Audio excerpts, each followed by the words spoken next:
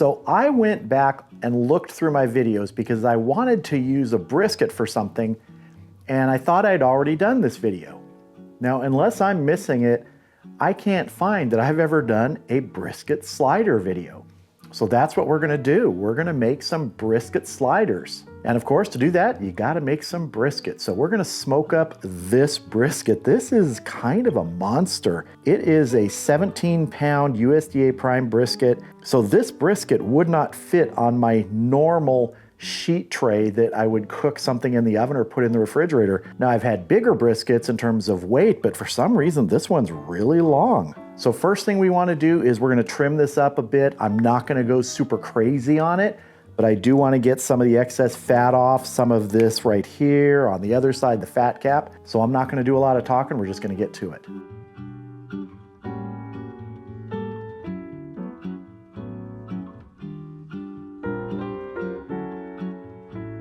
All right, that'll do. Let's get this seasoned up. So the surface looks pretty good here. I don't feel that I need a binder. If you want to use a binder, you can.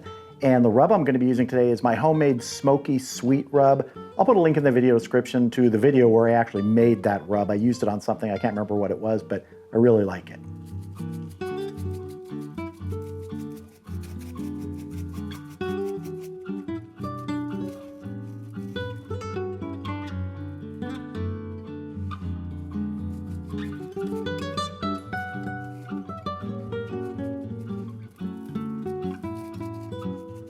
All right, I'm happy with that. Now this is gonna go in the refrigerator on another tray. I'll fit it somehow.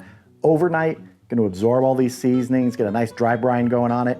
And tomorrow morning, we're gonna get it going out on the Lone Star Grill's offset. We're gonna smoke it until it's time to wrap, and then it's gonna come inside and go in the oven. That's sort of the easy way to do it. We're not gonna use wood out there. We're just gonna use the oven in here to finish it. Then after it's tender and after we give it a good rest, we're gonna build some great sliders. And we're gonna be making kind of an interesting slaw to go with these. You'll see it when we make it. So I'll see you tomorrow morning out at the grill.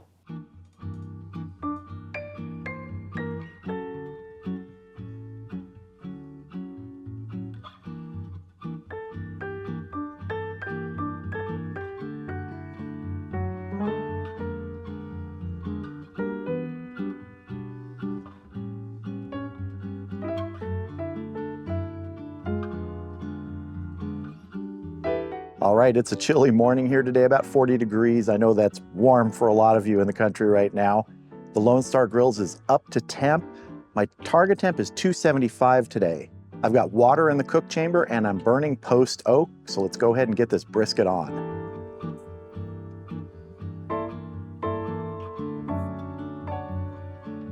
I've got my point side towards the firebox and I'm going fat side down. I like to do fat side down. Let's get a temperature probe in here. This is just for some reference. It'll be a combination of color, texture, and internal temperature that helps me decide when to wrap this today. But let's go ahead and get our lid closed and get smoking.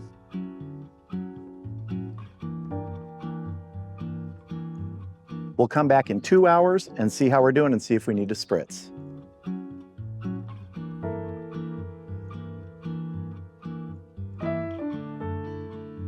All right, we've been going 2 hours. About an hour ago, I added another split. This pit usually burns 1/2 split, like I have them cut about 10 inches long, every 45 minutes to an hour for that 250 to 275 range, and we've been holding really good at 275 right around there, maybe a little below sometimes. But now let's check this brisket and see if we need to spritz.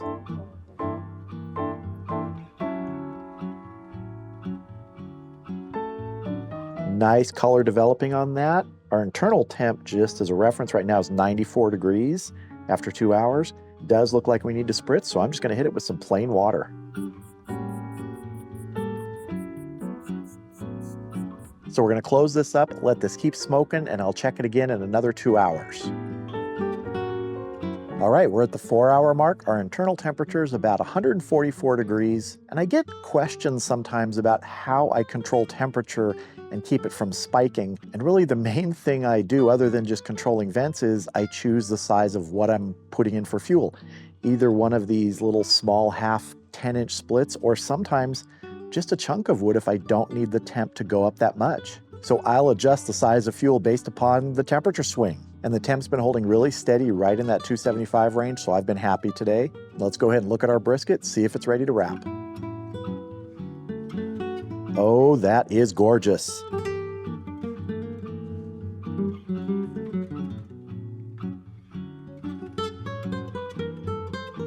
Normally I'd see this closer to say 150, 55 range when you get close to the stall, but this is a good sized brisket, so that surface color and texture is developing more quickly than the internal temperature is rising. So it's time to wrap this. Get my temperature probe out, and I want to try and remember where it is here so I can get it back in the same spot. I'm going to give my butcher paper a spray here.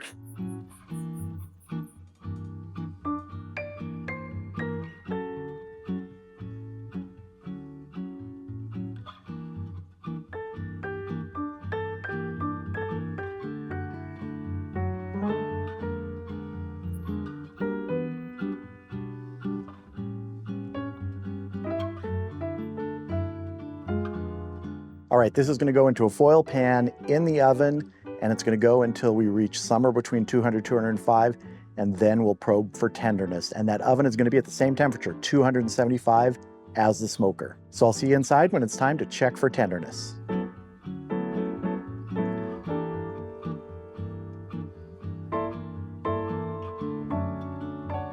So our brisket has been in the oven wrapped for 5 hours and 45 minutes, in addition to the 4 hours out on the Lone Star Grill's offset. Almost 10 hours here.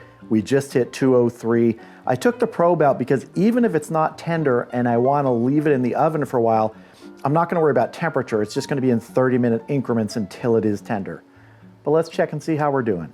I'm going to go through into the point here first, get through the layers of paper. Okay, that's butter. The point usually is. Let's check down at our flat end. That actually feels really good too. All right, we are going to cover this with 2 layers of foil, and it's going to go back in the oven. The oven's going to be turned off, and it's just going to sit there for 2 hours. Now, I could go beyond 2 hours. I could probably go 3 or 4 hours just sitting there with the oven off, or I could turn the oven on to say 170, 180 degrees and hold this for, I don't know, people have held these things for 8, 10, 12 hours before at temperatures like that, but I don't need to do that tonight. We're just going to give it a good rest for a couple hours, let it slowly come down in temperature a little bit, and continue to tenderize.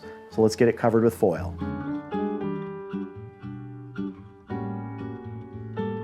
I want to give that a really tight seal around there so we help hold in any of that moisture that's going to sort of try and escape through the butcher paper, which is fine, that's natural, but I want to hold it in. All right, this is going back in the oven to rest, to chill out for a couple hours. And after it's in there, we're going to make something that's going to be for these brisket sliders.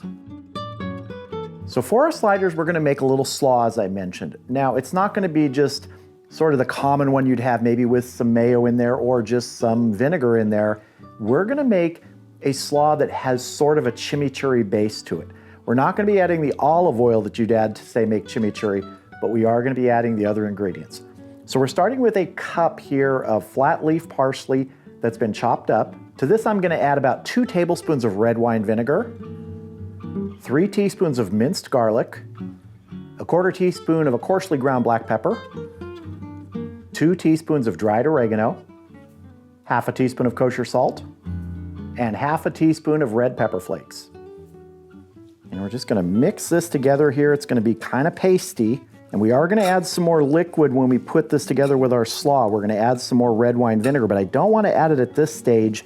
I want to correct with it when we add it to the rest of our ingredients here. So let's just mix this together, get those seasonings blended.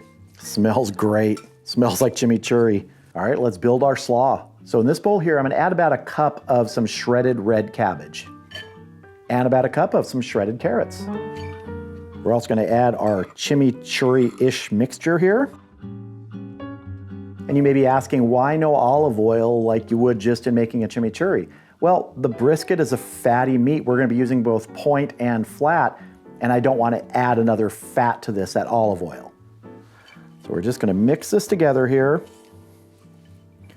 And we're going to add a little bit more red wine vinegar in just a second after we see how we're doing. So look at the color of that. That is great. Just a little splash here. And mix. Now let's get a little taste here and just see how we're doing. Cheers. That's gonna be so nice with the brisket. It's got brightness, it's got crunch. It's gonna be a perfect accompaniment to that sort of really rich, fatty meat. So now I'm gonna cover this, put it in the refrigerator. It's gonna kind of all come together as our brisket just rests for about 2 hours.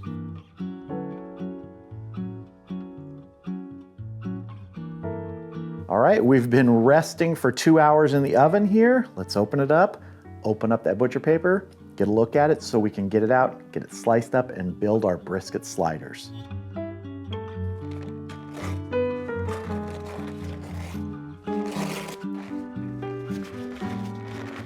Oh, that looks terrific. And it smells amazing. Oh, nice bark on there. Now what I've started doing just for kind of interest is I like to see what the temperature is after resting. Remember, there's been no heat added to this. It's just been sitting for 2 hours. So I'm just gonna get a temperature in the point first here. You can see that it's still reading 186 degrees. And that's really what I've found, that after 2 hours, you're still in the 180s in the temperature of the brisket, which is just fantastic. So I'm gonna go ahead and transfer this to a cutting board right here, and we're gonna slice in. All right, here it is. And you can see that it has shrunk quite a bit, which is normal. I mean, this was a 17-pound brisket that was long. It was probably about this long when we started, because this was the size of my sheet pan that I seasoned it in. So it shrank at least 5 or 6 inches. Now, a lot of the times I will separate the flat from the point so I can get individual slices, but you know, I want to get the first slice while they're like this. I can take it apart in a minute. So let's just go straight across right here, about dead center. And we're having a juice-a-lanch already. Oh my. All right, let's see. Oh yeah. We got a nice smoke ring there, if you can see that. I don't really care a whole lot about smoke rings all the time, but it's nice to see them. Let me get a slice here. We are having an absolute juice-a-lanch here, yes. Oh my goodness. Let me get that little fat off the bottom here. Let's get our piece of flat here. Nice and bendy. And that, let's see how we did here. Yeah, that's tender. I'll go with that. Now I am gonna go ahead and separate the flat from the point right here. Really simple, there's a seam that just runs here of fat. Just follow it along. Just like that. I'm gonna set the flat aside for a minute. All right, I can't wait. Usually I taste the point first, I just want a piece of this flat. Handing my wife a piece of that flat to taste here. Look good? Yeah, it's good. It's 8:30 at night. You know, brisket cooks can be long. Sometimes you're eating later in the evening. That's what this one is, but let's cut some point here. Rotating the point because the grain runs a different way. Oh yeah. This is still piping hot. Holy moly.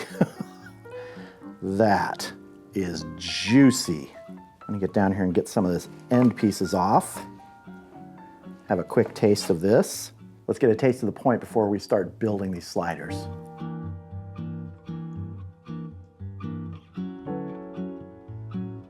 It's wife approved. Sorry, I'm gonna taste another piece. That was good. All right, I'm gonna get some of this cut up and then we're gonna build our sliders. So for our sliders today, I am using some King's Hawaiian pretzel buns. They look really good. I toasted them up and I actually just left them all together.